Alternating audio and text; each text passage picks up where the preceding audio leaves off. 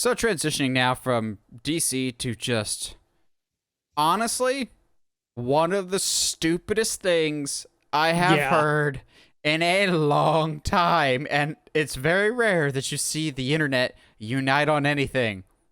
The internet united on this stupid piece of garbage from AMC.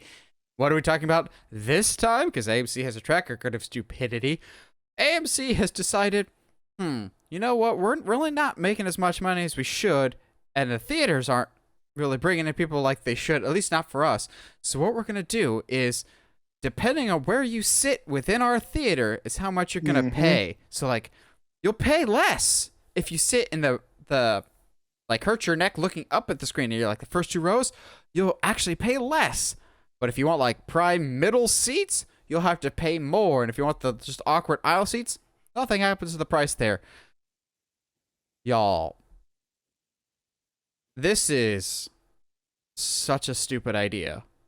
Like, I can't even fathom.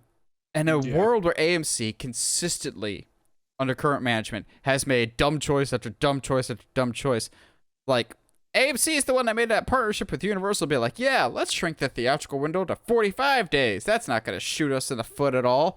Um, I don't understand this at all. There's a lot of angles to come at this from of some people like, well, you pay different price points for like a sporting event or a concert. I'm going, yeah, because those are much larger venues and hmm you're physically moving closer or further away from a given thing.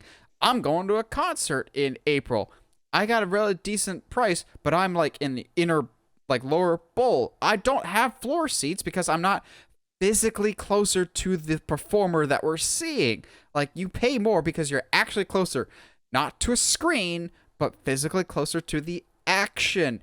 As much as I like being in the middle of a movie theater, I have been on the end, and tell you what, it doesn't make a difference if you're on the end versus if you're in the middle. Theaters hold what? 100, 200? If you're in a mega theater, you can hold 300 or 400.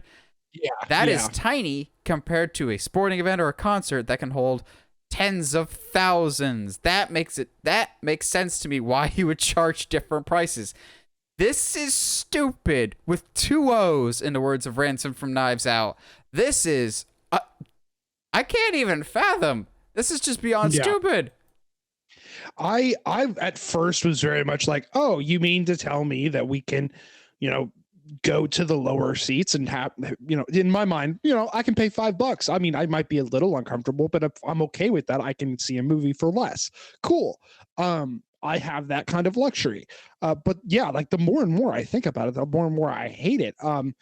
If there's like, let's say 100 seats in a theater, about 30 of those are absolutely useless. About 30 of those are incredibly uncomfortable to sit in and actually affect your movie going experience. um I'm going to bring it up because I retweeted it, but I think it honestly hits. It's the one discourse I've seen on this topic that I think hits home the most. Elijah Wood tweeted out that the movie theater is and always has been a sacred democratic space for all, and this new initiative by AMC theaters would essentially penalize people for lower income and reward for higher income.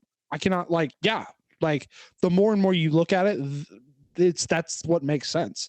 I mean, it's the only it's the biggest issue of like, okay, cool. So, you know, before the pandemic, movie theater tickets were like what, $10 for like a regular like evening showing.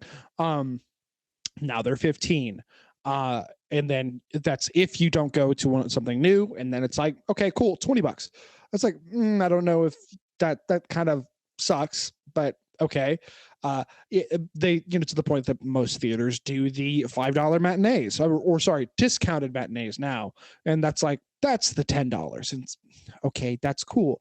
Uh, I understand in a lot in a way that how someone could view going to a movie theater as a quote unquote luxury spending item.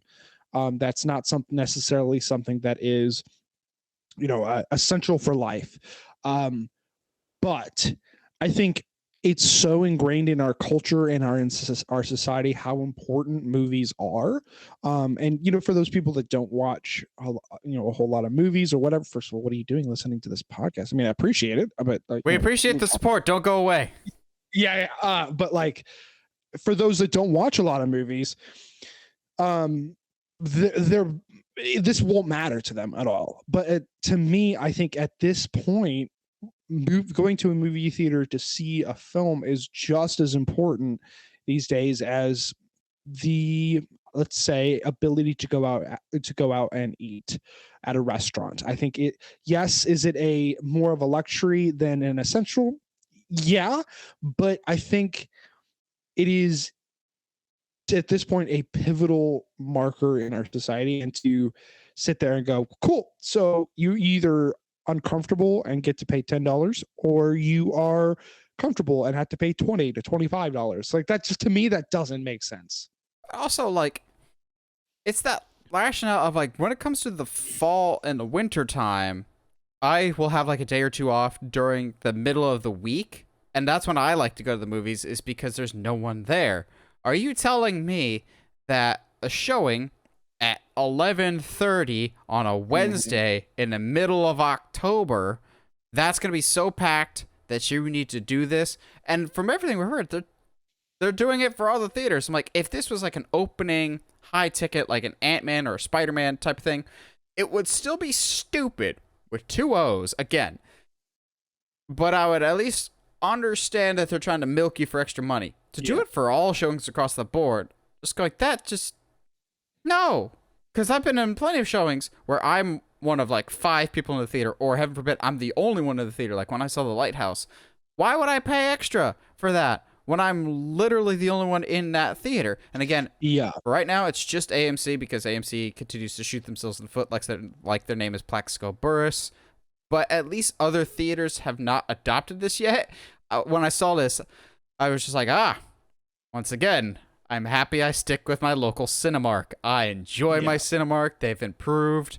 And I was talking to my dad about this, and he brought up a great point he said AMC is drastically overestimating the downfall of Regal.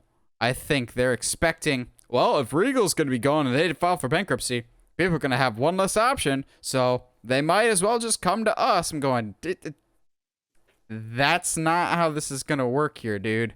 If people don't like your policies, they will just wait and see movies at home, and that's the last thing y'all want right now.